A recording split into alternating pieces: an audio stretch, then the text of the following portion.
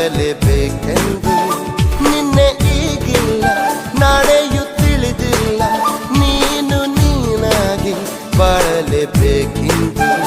ಹಸಿರಾಗಿದೆ ದೀಪವು ನಿನಗಾಗಿ, ನಸು ನಗುತ್ತಲೇ ಸಾಗು ನಿ ಗೆಲುವಾಗಿ.